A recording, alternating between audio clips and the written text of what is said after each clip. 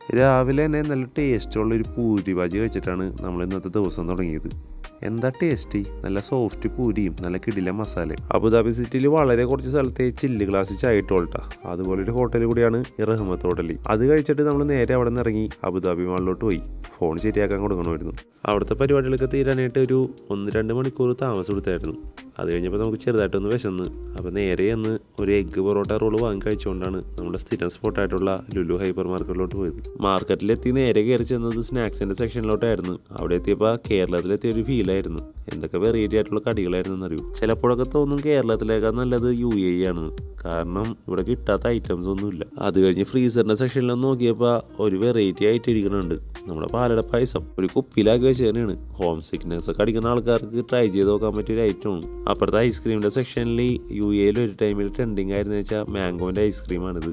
അതും കണ്ട് അവിടെ നിന്ന് മാറി റംദാൻ സ്നാക്സിൻ്റെ സെക്ഷനിൽ ചെന്നപ്പോൾ പ്രത്യേകിച്ച് വെറൈറ്റീസ് ഒന്നും എനിക്ക് കാണാൻ പറ്റില്ല. പക്ഷേ കണ്ടതിൽ എനിക്ക് ഇഷ്ടപ്പെട്ട വട്ടയപ്പം ഇലാഞ്ചി എന്ന് പറയുന്ന ഒരു ഐറ്റവും എടുത്തിട്ട് ഞാൻ അവിടെ നിന്ന് ഇറങ്ങി. കൂട്ടത്തിൽ ഒരു പഴത്തിൻ്റെ ജ്യൂസും. ഫുഡ് കോർട്ടിലെത്തി പാക്ക് പൊട്ടിച്ച് വട്ടയപ്പം കയ്യിലെടുത്തപ്പോൾ ഇത്തിരി ഡ്രൈ ആയിട്ടുള്ള വട്ടയപ്പമാണ്. പക്ഷെ കഴിക്കാം, അത്രേ ഉള്ളൂ. പക്ഷേ ഇലാഞ്ചി കയ്യിലെടുത്തപ്പോൾ ഭയങ്കരമായിട്ട് ഡിസപ്പോയിൻറ്റഡ് ആയിപ്പോയിട്ടാ. സത്യം പറഞ്ഞാൽ വേറെ ആൾക്കാരുടെ വീഡിയോകളിൽ മാത്രമേ ഞാൻ ഈ സ്നാക്ക് കണ്ടിട്ടുള്ളൂ. ഞാനിത് ഫസ്റ്റ് ടൈമാണ് ട്രൈ ചെയ്ത് നോക്കണത്. നിങ്ങൾ കണ്ടിട്ടുണ്ടെങ്കിൽ ഈ അടിയിലൊന്ന് കമൻറ്റ് ചെയ്യാൻ മറക്കല്ലേ. നല്ല തണുത്തിരിക്കാനായിരുന്നു ഇലാഞ്ചി എന്ന് പറയണത്. ഉള്ളിലാണെങ്കിൽ തേങ്ങയുടെ പഞ്ചസാരയുടെ മിക്സ് ഉണ്ടായിരുന്നു. പക്ഷേ ഒട്ടും ടേസ്റ്റ് ഉണ്ടായിരുന്നില്ല. അവസാനം നമ്മുടെ കയ്യിലുണ്ടായിരുന്ന പഴത്തിൻ്റെ ജ്യൂസ് കുടിച്ച് ചെയ്തിട്ട് നമ്മളവിടെ നിന്ന് ഇറങ്ങി.